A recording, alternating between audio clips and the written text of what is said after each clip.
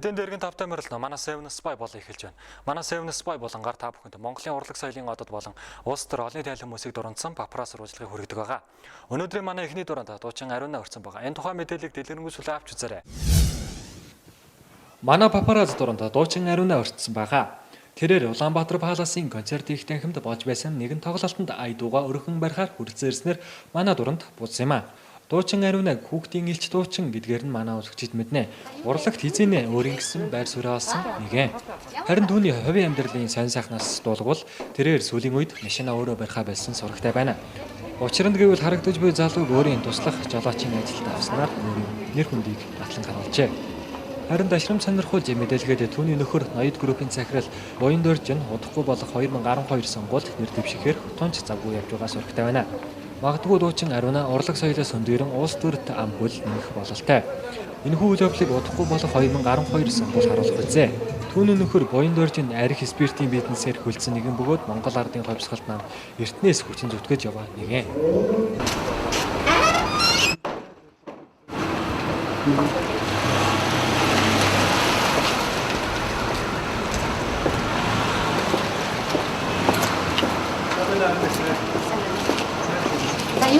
Юу хэлээсэй? Сэнтлээс. Ямар юу вэ?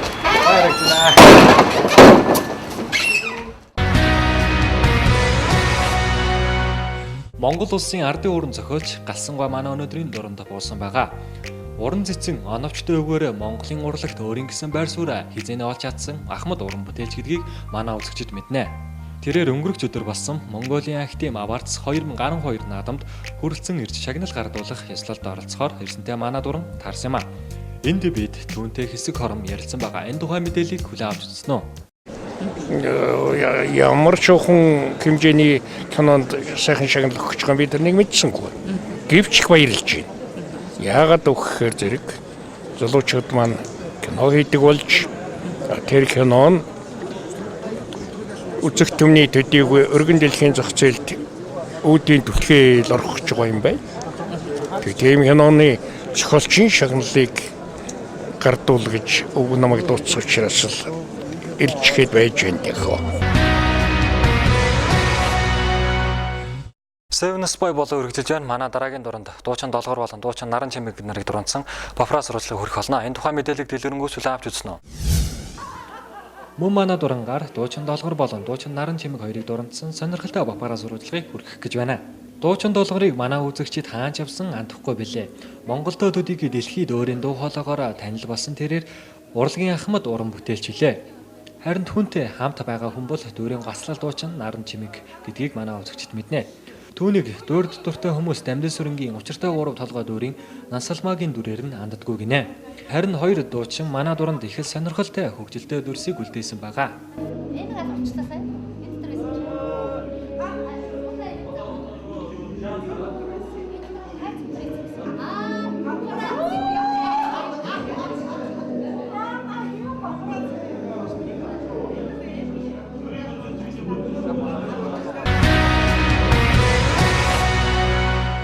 Харин манай дараагийн дуранд сангийн дэд сайдын албан тушаалд томилогдоод удаагүй байгаа ган хоёрыг хортлоо.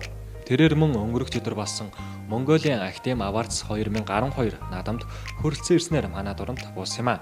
Тэрээр мөн өдөр шагнал гардуулах ёслолд оролцохоор хүрэлцэн ирсэн байлаа. Насан залууч хураасан хөрөнгө бэлбэлжингээр Ахмад баячуудын тоонд зүйсээр тооцогддог түүний хувьд нэг л мэдээлэл байдаг билээ. Тэр нь мэдээж талхны үнэтэй холбоотой мэдээллээ. Хас банкны хувьцаанаас баггүй хувийг эзэмшдэг тэрээр хэвлэл мэдээллийн хэрэгслийн бас нэгэн гол бай гэж хэлж болно. Сангийн дэд сайд гэх энэ их ухаан боловсрал эрдэм мэдлэг шаардсан энэ албанд ажилдаг байхад нь түүнээс нэгэн удаа далхны үн одоо ямар үнэтэй байгаа вэ гэсэн асуултанд тэрээр хариулахдаа одоо 300 төгрөгийн үнэтэй байгаа хэмээн хариулж нэлээдгүй хэсэг шуугаан дэгдээгээд авсан. Харин энэ үйл явдал нь одоо хуучирсан гэж хэлж болно. Харин түүнийг интернет хуудас ашигладаг хүмүүсийн дээгүрт тооцогддог гэдгийг зарим хүмүүс мэдэх баха. Тэгвэл юутай ч сангийн сайд ган хоёрыг энэ тухайн мэдээлэлээс залгасан бололтой. Би далах судлаач биш хэмээн хариулах болсон байна.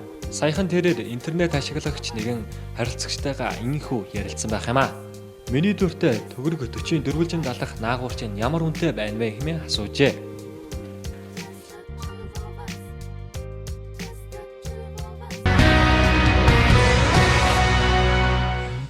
Sevness Boy болон сонгон үзэж байгаа үзэгчдэд баярлалаа. Манай дараагийн дуурайнд жүжигчин Амар сайхны тухай мэдээлэл байгаа. Энэ тухай мэдээллийг дэлгэрэнгүйсүүл авч үзээрэй. Жүжигчин Амар сайхан мөн манай дуурайнд бус юм аа. Өнгөрөх өдөр буюу 5 дугаар сарын 12-ны өдөр Mongolia Actim Awards 2012 наадам Actim-ийн дээд шагнал гардуулах ёслол хүндэтгэлийн ажиллагаагаа амжилттай зохион байгуулж өндөрлсөн. Тус ёслолын ажиллагаанд олон 10 уран бүтээлчид болон кино урлагийн ахмад уран бүтээлчид хүрэлцэн ирж мөн киноны арын албаны хүндэт зочид хүрэлцэн ирснээс жүжигчин Амар сайхныг энэ удаад онцлон хүргэж байна. 2 дахь жилдээ зохион байгуулагдаж буй уг наадамаас жүжигчин Амар сайхан шилдэг эрэхтэй номинацид нэр дэвшснээр шилдэг эрэхтэй дүрийн шагналыг гардаа авсан. Жүжигчин Амра рекламны олон 14 болон бодлын хулгайч боолын гэрээ гэд олон дэлгэцийн уран бүтээлүүдээр үзэгчдийн хязээний танил болсон жүжигчин. Монголын нэгэн онлайн сайтаар шилдэг Монголын эрэхтэй 5 жүжигчдээс жүжигчин Амра тэргүүлсэн сурагтай байна. Харин дашрам сонирхолч хэлэхэд бодлын хулгайч кино шилдэг киногаар шалгарсан байгаа.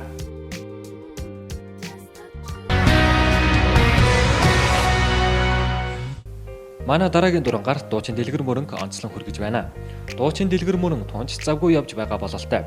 Учир нь ах дүү гурав цомгоо худалдаанд гаргах гээд цаг үеийн оновчтой байдлыг хүлээгээд мөн хамтлагийнхаа 15 жилийн ойн баярыг тэмдэглэх гээд нилээдгүй завгүй явж байгаа сурагтай байна. Харин номон тас хамтлагийн дуучин Хайна улсын хуралд нэр дэвшиж магадгүй гэсэн хардал байгаа. Хамтлагийн ойн баярыг тэмдэглэх үү улсын хуралд нэр дэвшгүй гэсэн хацаанд орсон бололтой. Юутэйч улсын хурлын гишүүн тайзан дээр дуулаад явж байх цаг үе ирээгүй л байл та. Ингээд дуучин дэлгэр мөрөнтэй хийсэн сурвалжлагыг хүргэж байна. За мэдээж өндөр сэтгэлтэй байна. 2012 он Actim Awards энэ кино их наадамд намайг урьж оролцуулж ардын жүжигчин төрийн саярхалт Бэрвагон хөгжим хөдөөгийн баясгалан киноны дуулах боломжийг олгосон нийт Actim-ийн гишүүд болон энэ хүн наадмыг зохион байгуулж байгаа бүх хүмүүстээ баярлалаа. Би анх удаага одоо драмын алтан тайзан дээр Улсын филармоны симфони оркестр найрал хөгжмөнтэй энэ хүн сайхан дууллаа. Олон думныхаа өмнө миний сэтгэл өндөр байна. Бас нэгэн өөрийгөө сорьсон том шалгалтыг би давсан болоо гэж бодож байна. Сүүлийн уран бүтээл дэр нь та ямар бүтээл дэр нь одоо ажиллаж байгаа вэ? За эхний ээлжинд бол ах トゥ 3 Харангийн лавга харсарныгийн амраа бид гурван хийсэн мөнх хөх тэнгэр гэдэг цомог маань бэлэн болсон тун утгагүй сонсогч олны маань хүртэл болох хаа бид бүхэн бас цагийн байдлыг ажиглаж байна. Манай улс их орон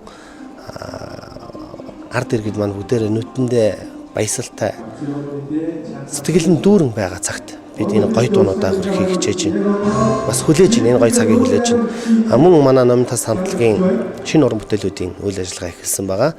Бид бүхэн бол ирэх намар өөрсдийнхөө 15 жилийн ойг тохиолдуулан шинэ уран бүтээлээ өөрийнхөө сонсогч биенүүдэд хүргэх ийм төлөвлөгөөтэй ажиллаж байна. За өнөөдөр үйл ажиллагаанд таны одоо өмсөн хугацаа чи хэр их хүнтэй вэ? Энэ тэр талаараа мэдээ хаанх юм бэ? За ямар нэгэн хувцсыг бол хан тэр брэнд ч юм уу эсвэл тийм үнэтэй гэж би телевизээр ярих дурггүй. Хувцс бурхан бие чөтгөр гэж ярьдаг. Ямар нэгэн өмссөн хувцс маань тэр уг хүнтэйгээ их гоё зогсож чадчихвэл энэ бол ямар ч баяр ёслолын үйл одоо арга хэмжээг чимдэг болоо гэж би бодож байна. Мэдээж би өнөөдөр Actim Awards энэ кино их наадмын олон уран бүтээлчд олон үзэгчдийг хөндлөж мэдээж ёслолын хувцсыг өмссөн байгаа. Тэгээ миний хувцс бол тодорхой хэмжээний мэдээж миний амьдралын надад орж ирэх мөнгөний тодорхой хэмжээг үрсэн ийм хувцас байгаа да. За та бүхэнд амжилт хүсье баярлалаа. За.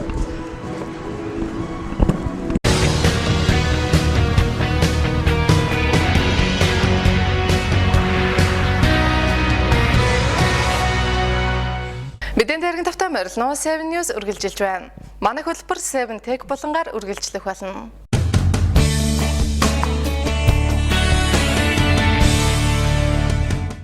Мэдэн дээргийн тавтаа морилно 7 Tech эхэлж байна. Өнөөдрийн 7 Tech-ийн давталтай ихний мэдээлэлээр энэ 7 хоногт бид үзэгчид та бүхэн түргэж байсанчлан нарны хиймэл дагуулын тухай мэдээллийг хүргэх гэж байна.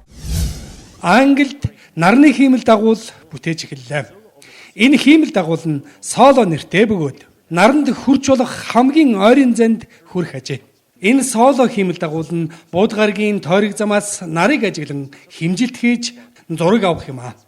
2017 онд хөөрөхөөр төлөвлөж байгаа энэ хиймэл дагуулыг бүтээхэд 245 сая пунд стерлинг шаардлагатай бөгөөд Англи улс сансрын гүрэн болсны 55 жилийн ойтой давхцуулж байгаа ажээ. Энэ төсөл амжилттай хэрэгжвэл нарны системд хамгийн ойр буюу нарнаас 42 сая км зайд хүн төрлөختний илгээсэн энэ аппарат очих ёстой. Энэ үед Цельсийн 500 градусын халуун орчинд аппарат ажиллах тул олон давхар дулаанаас хамгаалах үе хөргөлтийн системүүдийн тусламжтайгаар хөлгийн электрон систем ажиллахыг тооцоолж байна. Энэ үйл ажиллагааны гол зорилго бол нарн хэрхэн орчиндөө нөлөөлж байдгийг тогтоож, нарны системийн гаригуудын цэнэгт хэсгүүдийн урсгал хэрхэн яаж хурдсдаг болохыг тогтоох явдал юм а.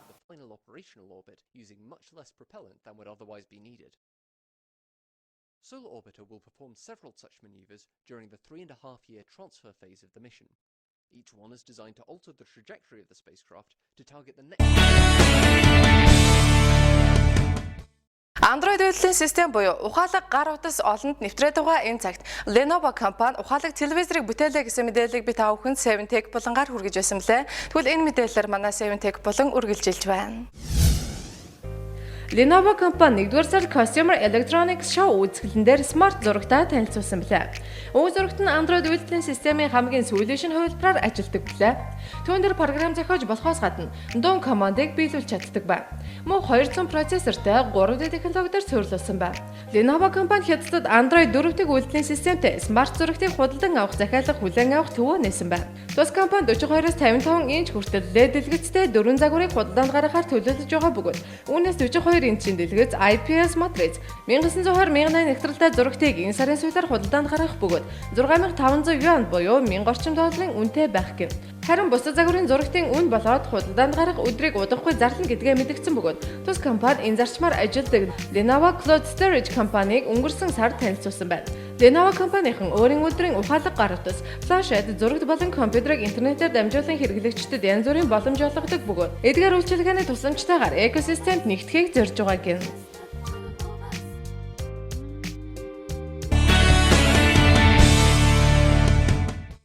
Шинжлэх ухааны технологийн мэдээллийг хүргэдэг 7Tech болонгаар бид үзэгч та бүхэнд ангараг гарыг ямар бүрхүүлтэй вэ гэсэн сонирхолтой мэдээллийг хүргэж байсан мөлий. Тэгвэл энэ мэдээллийг дахин давталтаас хүлээн авч үзсэн үү? Ангараг гарагийн хойд хэсгийн гадаргууд гэрэл огт тусдаггүй учраас эрдэмтэд судалж чадаагүй байна. Тус газрын шилээр бүрхэгдсэн байх магадлалтай тухай NASA хамгийн сүүлд мэдээлсэн байна. Энэ нь хэдэн сая жилийн өмнөх галуулын дэлбэрэлтээс үүссэн байж болох хэмээн таамаглаж байгаа бөгөөд Аризонагийн их сургуулийн профессор Jim энэ тухайд дэлгэжээ. Харин одоо тэд шинэ технологиг ашиглан уг гарагийн харанхуй хэсгийг судлахаар ажилдаа орсон байна.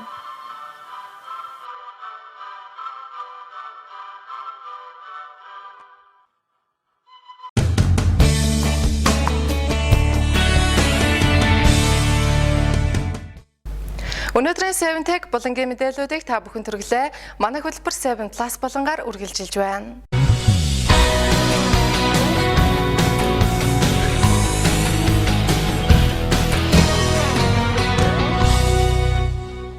Мэдэн дээргийн тавтай морилноо 7 Plus эхэлж байна.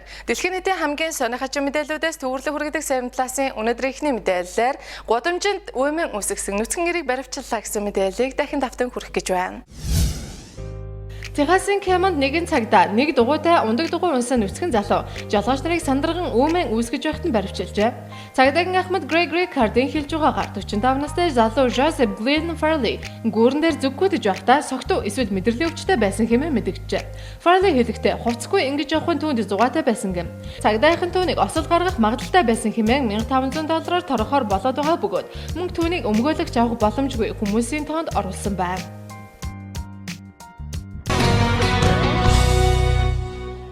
Дэлхийн хамгийн том пастаг хаанаас худалдаж авч болох вэ гэсэн мэдээллийг би та бүхэнд 7 Plus болонгаар мөн энэ 7 хоногт хүргэж байсан мөлий. Тэгвэл энэ мэдээллийг энэ 7 хоногт би дахин онцолж байна. Худалдан авагчид хагас тооны хайрцагтай пастаг дэлхийн спагеттины нийслэл Италиас биш, харин Туркийн супермаркетаас худалдаж авч болох нь. Дэлгүүрийн сагсанд хэтэрхий томдох мөн хүндтэй хэнхүү пастаны үнэт хүргэлтийн хөлс бас орсон байна. Италийн Барилла дахь хамгийн том паста үйлдвэрлэгч болон Туркийн Migros Tikari супермаркетийн сүлжээ 999 турк лир буюу $560 зарагдаж байгаа аврах том хайрцагтай пастаг үйлдвэрлэж орлогоо буйны байгууллагад өгчээ. Гиннесийн дэлхийн амжилтын номонд орсноор уг хайрцаг нь 1.5 м өргөн, 1 м орчим өндөртэй хамгийн том пастаны хайрцаг болжээ. Уг бүтээгдэхүүн нь Стамбулын супермаркетуудад болон Эдрийн Бодрум хотын бомтын амралтуудаар зарагдах юм байна. Бүтээгдэхүүний бүх орлого нь үндэсний хүүхдийн сангийн хандивт очих юм байна. Турк улс нь жилдээ 450 мянган тонн квадрат паста хэрэглэдэг бөгөөд дэлхийн номер 5 дугаарт ордог үйлдвэрлэгч юм байна.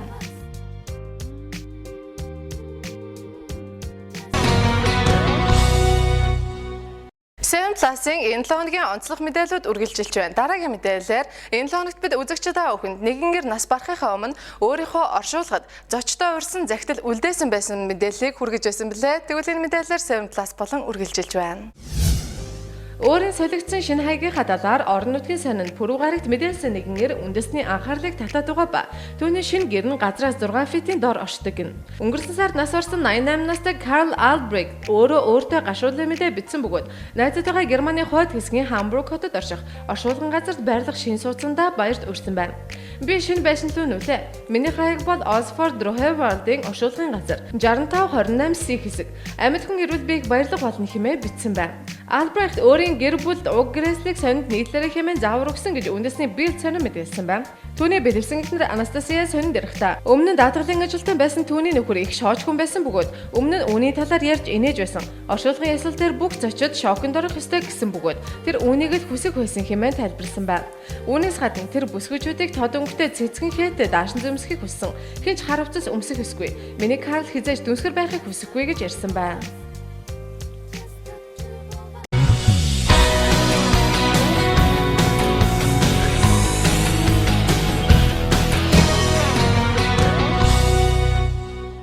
Өнөөдрийн 7+ болонгийн мэдээллүүдийг та бүхэн төрөлөө.